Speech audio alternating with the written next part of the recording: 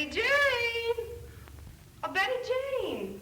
I can't find my yellow garter. Well, you look for it after breakfast, honey. Everything's getting cold. Junior, you might use your comb and brush.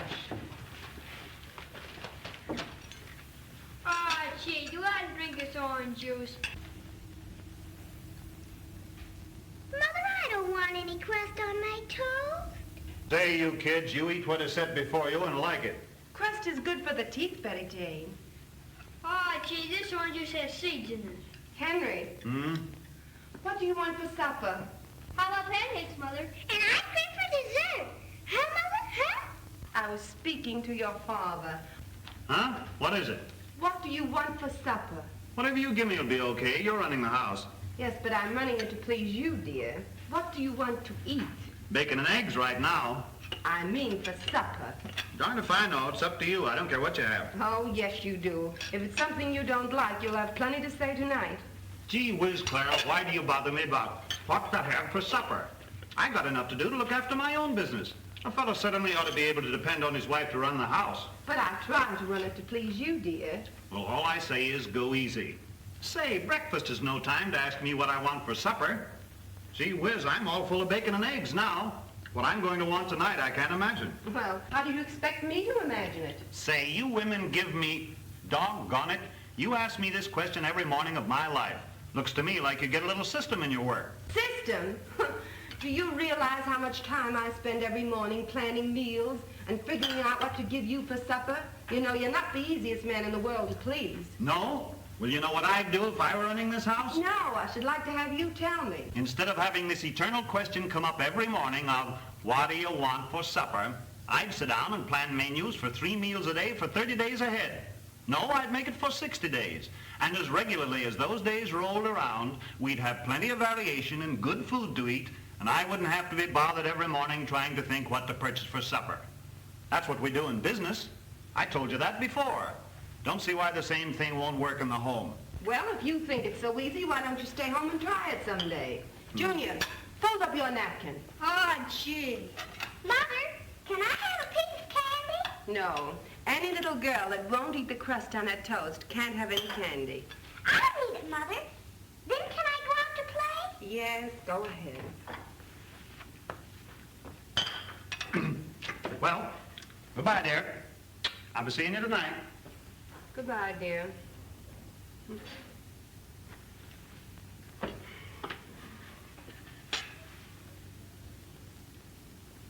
Good morning, Mrs. Homemaker. This is Elias Havella speaking from station KFF in Cincinnati, transmitting with daily frequency from the laboratories of the Kroger Food Foundation, 125 Government Square. This morning, we bring you the amazing story in sound and pictures of the new institution established by the Kroger Grocery and Baking Company to help you in the vitally important work of selecting your family food so that you can get the full measure of value in each article that you buy and of preparing it so as to preserve both its nutritive value and its tastiness. The Kroger Food Foundation is set up, as you will see, with the most complete facilities and staff of experts for the carrying on of this important work of any similar institution in the country. You will see well-equipped laboratories and competent workers for the making of practically every known chemical, physical, bacteriological, and biological test. Here, for example, is a stack of canned peaches, a typical scene in one of the laboratories of the Kroger Food Foundation. These peaches are going to be analyzed and tested for quality, quantity, and everything else. How would you, Mrs. Homemaker, go about finding out which one of these cans contained the best peaches or gave the most for your money? In a store, you would probably shake them or try to gauge their heft. You would look in vain for some information on the labels that you could depend upon, and you might, in a desperate effort, try to smell them. The grocer would certainly not cut the can open for you to taste them, the best possible guide that you, unaided, could have as to their quality. Well, how does the scientist in the Kroger Food Foundation test canned peaches for Kroger stores? First, he he weighs each can for gross weight. Uninfluenced by labels or brand names, these scientists work with numbered cans. Next, he opens the can and determines the total weight of the contents, then allows it to drain for 2 minutes on a half-inch mesh screen. He weighs the fruit residue and checks the solid contents to ensure that the declared net weight is correct. He tests the syrup for its sugar content on this curious little instrument known as the Brix scale. He then takes the separate pieces of fruit and examines their color and odor, since a good flavor and a good odor generally go together. Then he judges their uniformity and the amount of skin, if any, left on the peeled pieces, the ruggedness of the pieces, and finally, he puts each piece through a test that gives a mathematical rating of its tenderness by means of applying given weights to a rod as it pierces the fruit. Here we see a similar crushing test being applied to a canned pea. When you consider that only a few ounces of pressure are needed to crush a canned pea, whereas the human jaw is capable of exerting as much as 150 pounds of pressure at a bite, you get some idea as to the greater sensitiveness of this machine over human teeth, tongue, and palate in testing tenderness. What is this young lady doing with that toy in her hand? This is no toy. This is a colorimeter, and she is gauging, not guessing, at the color of these tomatoes. Color in tomatoes is an important element of quality because their taste seems to vary with it. With this little spinning color wheel, she can match the color of the can's contents exactly and get a mathematical reading of the result. Speaking of taste, scientific instruments have not yet been invented that can give a reading on either taste or odor. To test these qualities, human senses must still be employed. Laboratory workers, however, do not rely upon their own judgment alone. It is not uncommon to ask groups visiting the foundation to state their preferences as to taste among several different samples of foods. In this same way, every other phase of the foundation work is stamped with a seal of practicality by the cooperation of the Homemakers Reference Committee, an organization of women from almost every city in the Middle West, who are the proving ground for all the ideas, recipes, and methods developed in the foundation laboratories and kitchens. They put the final stamp of practical approval on the activities of this modern organization. Down the hall from the chemical laboratory, equally interesting tests are being performed on cereals. No, these are not cartons of ice cream. They contain samples of flour, the kind from which the staff of life is made. The laboratory scientist is interested in the chemical makeup of the contents, so he can tell whether it will make Kroger quality bread. He puts them through a whole series of tests, but the most interesting of all is how he determines the protein content of the flour. It has to be digested, and this is the stomach he uses for that purpose. How would you like to have a tummy like this, consisting of a lot of glass flasks heated electrically to break down the proteins? Note how the noxious gases are carried out of the room. Over on the other side of the machine, the chemical processes on the digested flour are completed and an exact index of the protein content of each specimen is obtained. Do you weigh the ingredients for your flour when you are baking bread in your own kitchen?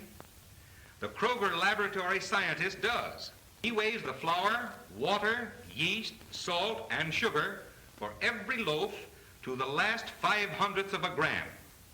He cuts the dough in this clever little mixing machine, running it exactly 45 seconds at low speed and 30 seconds at second speed, after which he kneads it 10 times in his hands.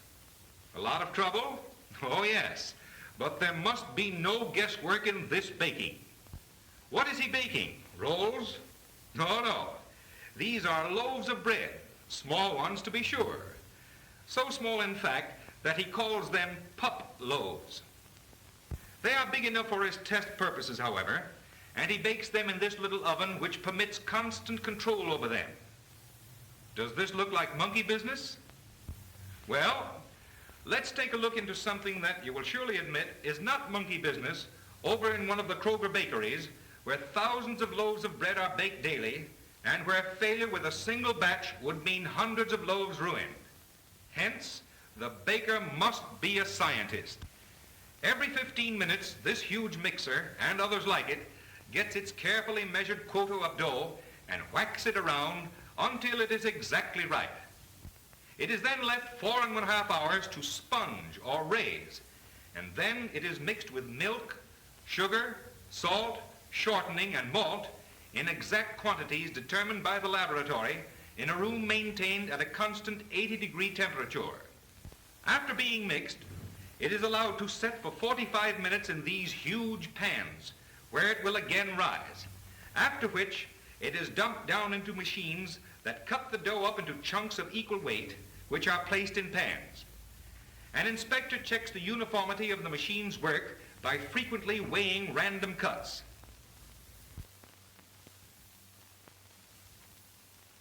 Before they reach the oven, however, they stand for an hour and a half in this control room, maintained at a constant 98-degree temperature. Then they go into the oven, regimented into beautiful white rows on a continuous moving belt. Partway down the oven, you can open up a window and see how the once dull white loaves have now changed to a beautiful yellow, in delightful contrast to the streaks of blue flame from the gas jets above. Still further down the oven, open up another window, and the loaves are now a golden brown.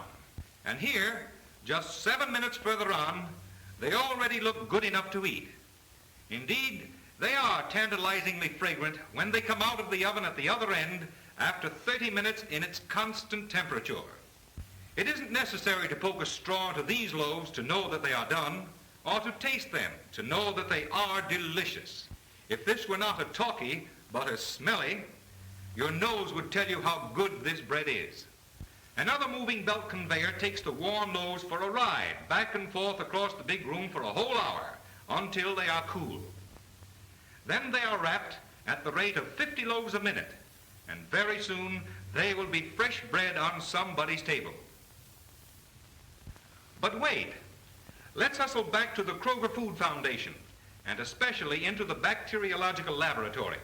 For here, you will see an example of how the foundation work protects the customer in still another way. These workers are studying the preservation of meats in the store. The chief concern of every good food merchant is to deliver his foods in such a condition that they will keep for a long time in the kitchen, pantry, or icebox. Store display cases are, therefore, vitally important, as these tests proved.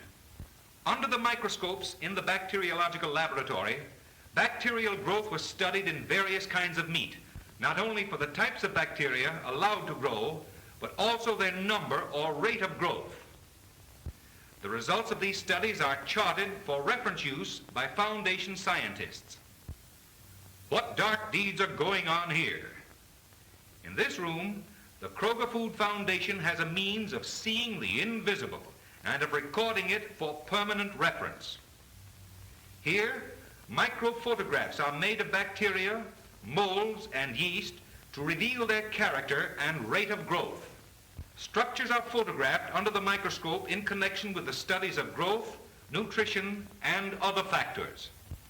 The microphotograph also reveals the kind and extent of adulterants in some kinds of foods when these are difficult to detect otherwise. Oh, excuse us. Looks as though we are intruding into somebody's living room. Well, there are others coming here too. What is this place, and who are these women? Why, this is the assembly room of the Kroger Food Foundation. We have invited you here today to witness a food demonstration, to judge menus, and to participate in a discussion of food and its preparation. Well, that sounds interesting. Let's just turn around and see what they are looking at. The Foundation Kitchen. This kitchen experiments with the proper cooking of foods so as to preserve both their nutritive value and their taste and attractiveness. Upon days when no demonstration is scheduled, recipes and cooking processes are tested under exactly the same conditions as the average housewife finds in her own home. These trained home economists work out menus for different occupational, age, and seasonal needs. They figure out the food requirements and possibilities for all sizes of family food budgets. An important part of their observations consists of noting the number of servings that a given purchase of food will provide and of planning subsequent meals for making use of leftovers. For example, this group of women that we see gathered here is from a church club which has assembled for hearing a discussion and demonstration of how the feeding problems of church social affairs can be handled. Each woman is supplied with a pamphlet giving her information on how to determine quantities, the average amount in a serving, how many people one chicken will serve, how much bread is needed per head, how much soup, and so on, together with suggestions for performing the work and proposed menus with recipes and market lists which tell how much food to buy. Now, the conclusions and findings of the Kroger Food Foundation in all its ramifications are published in bulletins that are issued in quantities of 1 million at a time and distributed through the Kroger stores and the Foundation's own Bureau of Information, which brings us back again to the Cincinnati headquarters. What an interesting place this Bureau of Information is. Here, every mail brings a stack of letters from women all over the country asking for help in the working out of their food problems. When may I substitute brown sugar for white? Why is cream of tartar used in making angel food cake? Please give me a recipe for cheesecake. What will prevent red cabbage from turning purple during cooking? My husband's salary has been cut. How can I feed a family of 4 on my new food budget? Won't you please help me plan my meals? These and literally thousands of other questions like them are received by the Bureau of Information and answered with the full courtesy, accuracy, and authenticity of this unusual institution. Thus, the personal assistance of the Foundation staff goes daily into scores of American homes. And so ends the interesting story of the scientific work that the Kroger Food Foundation is doing. Won't you, Mrs. Homemaker, avail yourself of its counsel and resources? Yes, I will. You have the answer to my problem. Who are you talking to, Mother? Hasn't Daddy gone yet? Yes. I guess I was just talking to myself. Mother, all the kids have gone to school and are having anyone to play with. Can I go over to Kroger this morning? You certainly may. But you help Mother pick up the breakfast dishes so she can hurry up. I want to get back and write a letter to the Foundation. What's a foundation, Mother? Well, this will be a foundation of an easier time for Mother if it helps her run her house better. I won't have to spoil Daddy's breakfast by asking him what he wants for supper. Won't he be surprised? Oh, goody. I like surprises. And will the foundation let us have ice cream for supper every